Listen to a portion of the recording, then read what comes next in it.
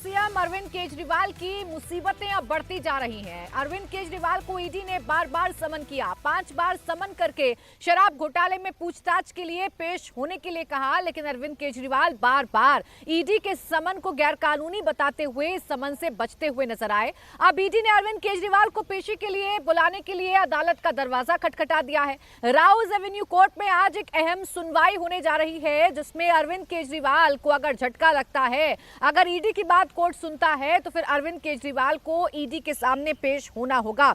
अब से थोड़ी देर में राउज एवेन्यू कोर्ट में सुनवाई शुरू हो जाएगी। ईडी ने अदालत से केजरीवाल की शिकायत की है और बार बार समन के बावजूद पेश ना होने को लेकर आपत्ति जताई है।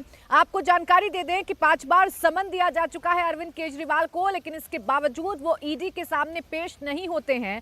बाकायदा मीडिया के सामने आकर वो ये बताने की कोशिश करते हैं कि ईडी ने जो समन अरविंद केजरीवाल को दिया है, दरअसल वो समन गैर कानूनी है। ईडी की शिकायत पर अब से थोड़ी देर में मुख्य मेट्रोपॉलिटन मजिस्ट्रेट के कोर्ट में सुनवाई होनी है। 100 दिन के अंदर ईडी ने केजरीवाल को 5 बार समन भेजा, लेकिन वो एक बार भी एजेंसी के सामने शामिल नहीं हो पाए हैं। वहीं शराब घोटाला केस में पूछताछ के लिए ईडी जब जब केजरीवाल को समन भेजती है, वो नया बहाना बनाकर पेश नहीं होते हैं। शराब घोटाले में केजरीवाल को पहला समन 30 अक्टूबर को आया था और 2 नवंबर को पेशी के लिए बुलाया गया था, लेकिन उस वक्त भी अरविंद केजरीवाल ईडी के सामने पेश नहीं हुए। उस वक्त विधानसभा चुनाव का बहाना बना दिया गया था। अरविंद केजरीवाल की तरफ से कहा गया था कि वो विधानसभा चुनावों में बिजी हैं, इसीलिए ईडी के सामने पेश नहीं हो सकते हैं। इसके बाद दूसरी बार अरविंद केजरीवाल को समन 18 दिसंबर को दिया गया, 21 दिसंबर को पेशी के लिए बुलाया गया। तीसरा समन 22 दिसंबर को आया था, 3 जनवरी को पेशी थी। केजरीवाल ने राज्यसभा चुनाव का बहाना बनाया था। चौथा समन 13 फरवरी को आया, 18 जनवरी को पेशी थी। केजरीवाल इस बार भी नहीं गए, चुनाव प्रचार का बहाना बना दिया। 5वां समन 31 जनवरी को भेजा गया, 2 फरवरी को पेशी के लिए बुलाया गया। एक बार फिर अरविंद केजरीवाल ने पेशी से इनकार कर दिया और समन को गैर कानूनी बता दिया। 5 बार ईडी अभी तक समन कर चुकी है और इसीलिए कहा जा रहा है कि अरविंद केजरीवाल की जो मुश्किलें हैं वो अब बढ़ सकती हैं, क्योंकि ईडी ने कोर्ट का दरवाजा खटखटा दिया है। आज कोर्ट में ये अहम सुनवाई होने जा रही है। ईडी और केजरीवाल में से कौन सही है, इसका फैसला आज कोर्ट को करना है। ईडी ने अदालत में दायर अपनी याचिका में कहा है कि शराब घोटाले में अरविंद केजरीवाल से पूछताछ बेहद जरूरी है, लेकिन वो जांच में सहयोग नहीं कर रहे हैं। जवाब में आम आदमी पार्टी का कहना है कि समन गैर कानूनी है, राजनीति से प्रेरित है। आज कोर्ट में तय हो जाएगा कि किसके आरोपों में दम है। ईडी अरविंद केजरीवाल को पूछताछ के लिए बुला पाती है या नहीं बुला पाती है, या अरविंद केजरीवाल अपने आप को कितना बचा पाते हैं, एक बार फिर से कौन सा बहाना कोर्ट के अंदर वो देते हैं, ये अब देखना दिलचस्प होगा। अरविंद केजरीवाल ईडी के सामने पेशी से डर रहे हैं, क्योंकि उन्हें जेल जाने का डर सता रहा है। शराब घोटाले में उनके 2 साथी पहले से ही जेल में बंद हैं। पूर्व डिप्टी सीएम मनीष सिसोदिया पिछले साल 26 फरवरी को जेल में गए थे, तकरीबन 1 साल होने को है। उन्हें कोर्ट से राहत नहीं मिल पा रही है। राज्यसभा सांसद संजय सिंह 4 अक्टूबर से जेल में हैं। अब केजरीवाल पर भी गिरफ्तारी की तलवार लटकती हुई नजर आ रही है और इसीलिए अरविंद केजरीवाल बार बार ईडी के समन को इग्नोर कर रहे हैं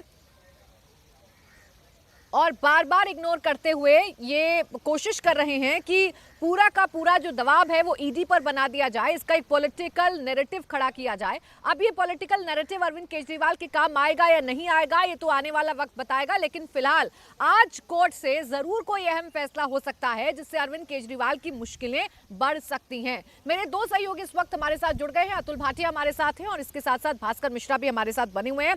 अतुल, आपके पास में आऊंगी, आज क्या संभावनाएं आपको नजर आ रही हैं? ईडी की क्या तैयारी है, अरविंद केजरीवाल की क्या तैयारी है, कोर्ट से आज क्या हो सकता है? देखिए प्राची, मैं इस समय राउस एवेन्यू कोर्ट में मौजूद हूं और यहां पर अब से कुछ देर में ये अहम सुनवाई शुरू होनी है। सबसे अहम बात, जो 5 सम्मन ईडी ने अरविंद केजरीवाल को दिए थे दिल्ली के आबकारी घोटाले के अंदर, उसमें जो अरविंद केजरीवाल है वो ईडी के सामने पेश नहीं हुए।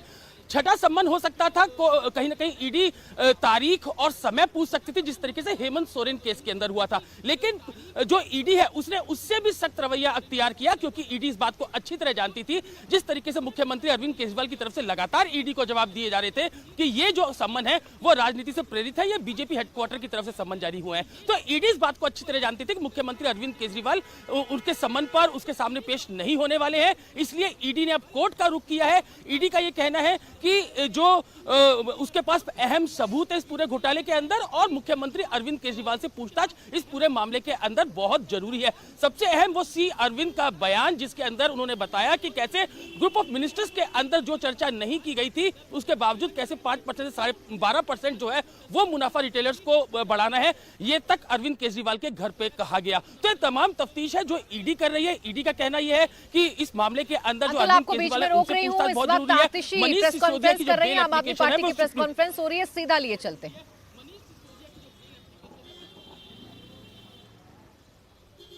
फेवरेट एजेंसी, उनका फेवरेट हथियार आज इन्फोर्समेंट एक बार फिर से प्रेस के सामने आकर ये बताने की कोशिश करेगी कि आखिर ईडी क्या कर रही है।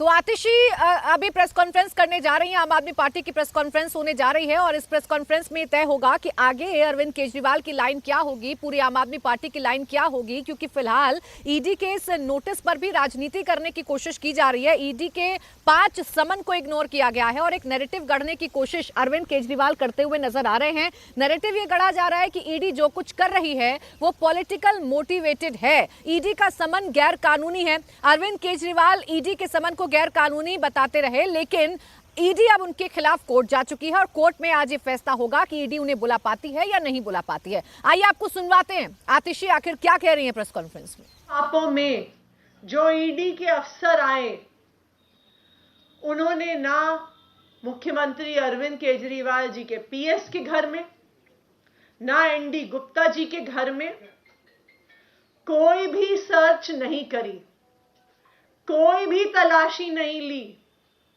किसी कमरे के अंदर घुसकर नहीं देखा, कोई कागज नहीं ढूंढे, उन्होंने कोई पूछताछ नहीं करी, ना मुख्यमंत्री के पीएस से पूछताछ करी, ना एनडी गुप्ता जी से पूछताछ करी,